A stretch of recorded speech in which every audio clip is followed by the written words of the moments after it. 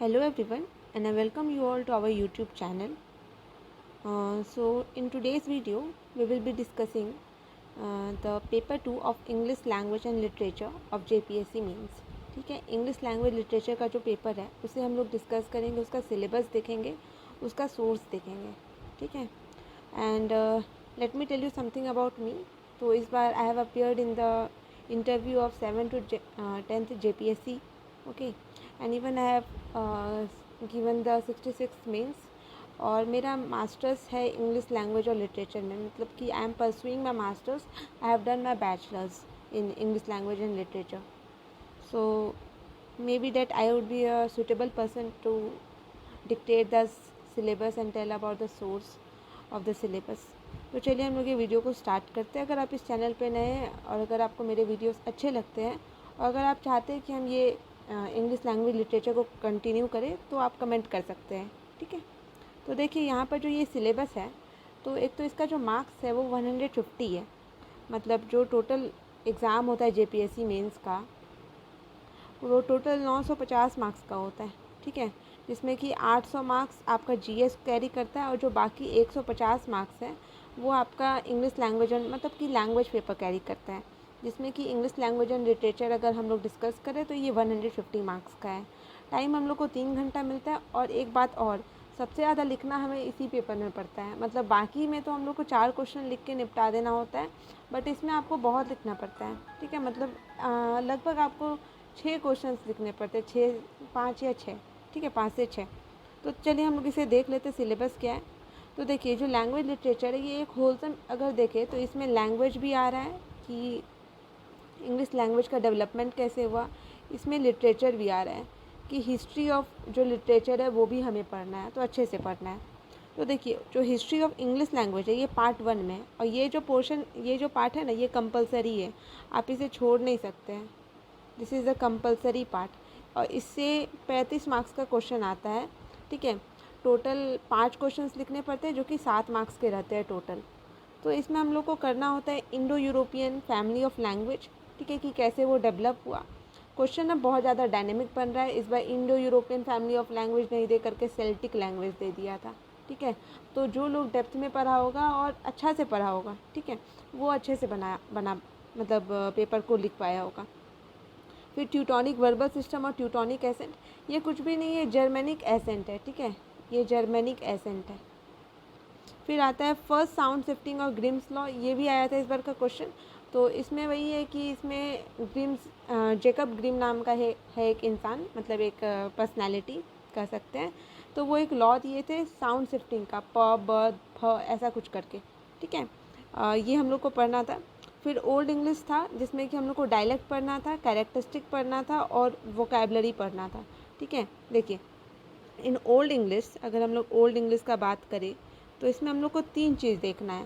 पहले कि इसका डायलेक्ट, तो जो डायलेक्ट था इसमें ये 4 टाइप का रहता है. ठीक है, कैंटिस हो गया, नॉर्थुम्ब्रियन हो गया, मर्शियन हो गया और एक और होगा. ठीक है, तो उसके बारे में पढ़ना था. फिर इसका कैरेक्टरिस्टिक क्या था ओल्ड इंग्लिश का. इस बार ओल्ड इंग्लिश डायरेक्ट नहीं पूछा, कैरेक्टरिस्टिक पूछा था. ठीक है, और क्या किया ना इस बार कि ओल्ड इंग्लिश को जर्मैनिक से वो किया, क्योंकि ओल्ड इंग्लिश में जर्मैनिक का ज़्यादा इन्फ्लुएंस है. ठीक है, जर्मैनिक लैंग्वेज का, तो वो पूछा गया था. फिर ओल्ड इंग्लिश वोकैबलरी, ये भी इंपॉर्टेंट है. इसमें थोड़ा थोड़ा जो उस टाइम का वर्ड्स होता था वो हम लोग को देखना था. ठीक है, वो कैप्स में. फिर मिडिल इंग्लिश, इसमें डायलेक्ट मॉडर्न इंग्लिश का, मतलब देखिए यहाँ पे मिडिल इंग्लिश का आपको सब कुछ पढ़ना ही है, डायलेक्ट भी पढ़ना है क्योंकि यहाँ पे दे दिया है. फिर यहाँ डायलेक्ट ऑफ मॉडर्न इंग्लिश पूछा है. ठीक है, मॉडर्न इंग्लिश की जो स्टैंडर्ड इंग्लिश या मॉडर्न इंग्लिश है उसका डायलेक्ट्स क्या क्या है. फिर characteristic of modern middle English, इस बार 2 क्वेश्चन मिडिल इंग्लिश से आए थे JPSC में. ठीक है, तो इसमें कैरेक्टरिस्टिक ऑफ मिडिल इंग्लिश, इसमें आपको सारा उसका डायलेक्ट पढ़ना है, कैरेक्टरिस्टिक पढ़ना है, वोकैबलरी सब पढ़ना है. फिर आपका राइज ऑफ स्टैंडर्ड इंग्लिश की कैसे प्रिंटिंग प्रेस आया, उसके बाद कैसे इंग्लिश स्टैंडर्डाइज हुआ, कैसे वो आगे बढ़ा. ठीक है, ये करना था. फिर जो पार्ट ये है इससे आपका 20 मार्क्स का आता है. ठीक है, मैंने यही गलती किया कि हम इस बार इसको ही बना दिए थे. ये इसमें उतना मार्क्स, मतलब थोड़ा ट्रिकी क्वेश्चन आया था, स्टोरिक मीटर ऐसा मतलब कुछ आया था, जिसके कारण थोड़ा इसमें मेरा वो हो गया. तो इसमें कैरेक्टरिस्टिक पढ़ना है, पर्पस पढ़ना है, forms of poetry, lyric, sonnet, ode, ballad, free verse, blank verse, rhyme, verse poetic terms जैसे कि alliteration, assonance, rhyme, scheme, metre और टाइप्स। देखिए यहाँ रेजोनेंस दिया है, पर इस बार क्वेश्चन पूछा गया था एजोनेंस से, ठीक है। तो पता नहीं ये लोग कहाँ से क्वेश्चन पूछ देगा, फिर आप कुछ बोल नहीं सकते हैं। यहाँ पे बस सोनेट लिखा है, ऑड लिखा है, पर इसका जो टाइप्स है उससे अब क्वेश्चन पूछा जा रहा है, ठीक है। तो आप लोग को अच्छे से प्रिपेयर करना होगा।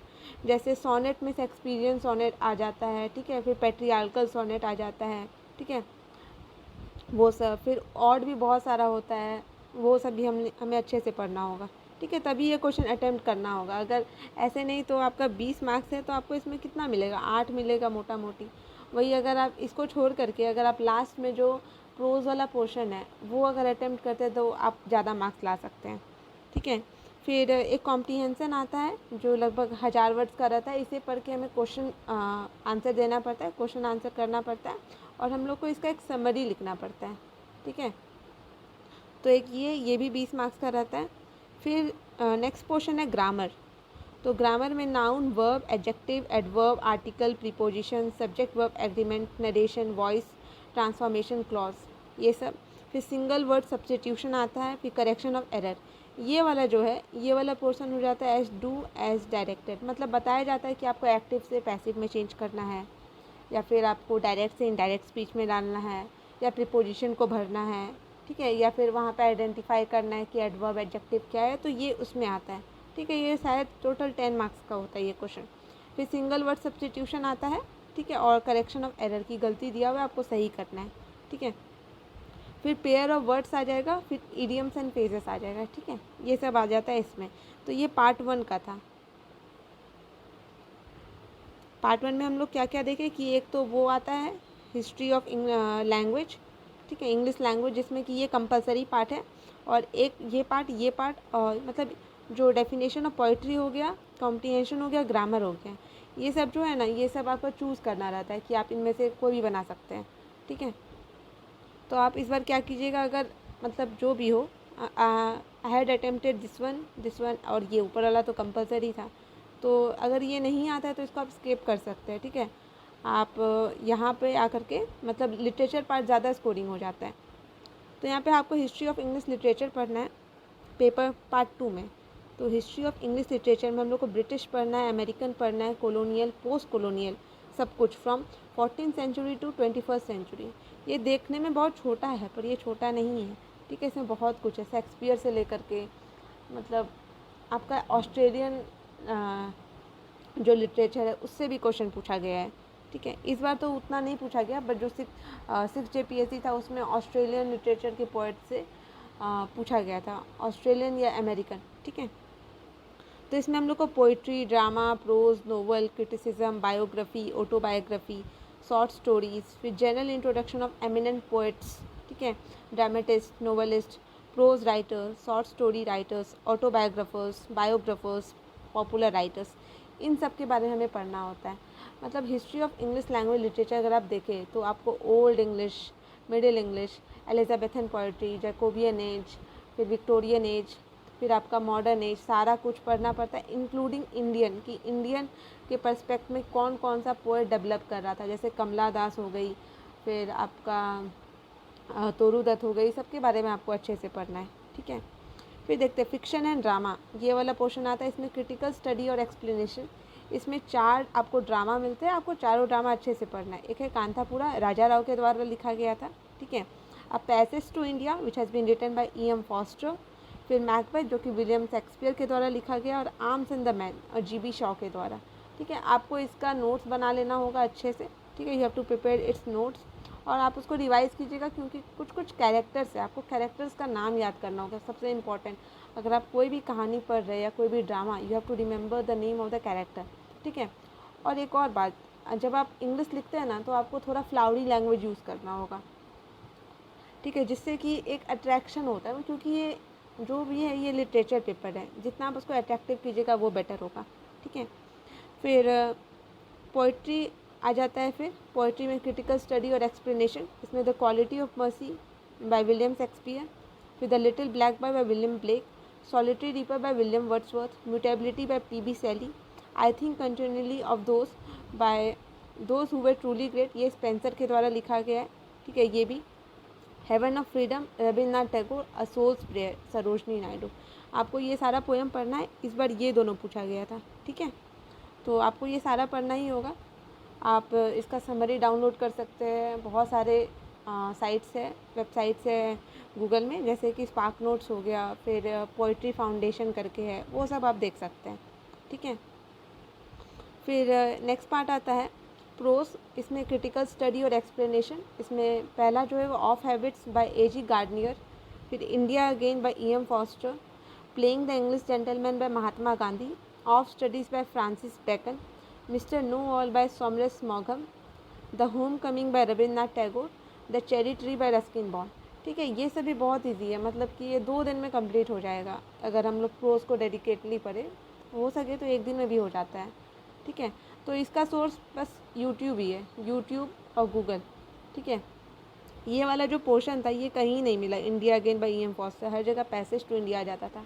एक जगह मात्र मिला, कोई प्रोफेसर कहीं पढ़ा रही थी, तो वो यूट्यूब पर मिला, आप इसे चेक कर सकते हैं, ठीक है। और फिर एक ऐसे लिखना होता है, मतलब लास्ट ऑन सोशल इकोनॉमिक या करेंट टॉपिक, कोई भी करेंट टॉपिक पे आपको ऐसे दे देगा and you have to write the essay, ठीक है। तो हम बोलेंगे कि आपको लास्ट में मतलब टाइम बचा करके ये अटेंड करना चाहिए। फिर हो सके तो आप पोइट्री अटेम्प्ट कर लीजिए और ड्रामा अटेम्प्ट कर लीजिए, मतलब पोइट्री ड्रामा में से कोई, और फिर ये मतलब आपको टोटल 6 क्वेश्चन अटेम्प्ट करने होते हैं, ठीक है। आप सारा नहीं करना है।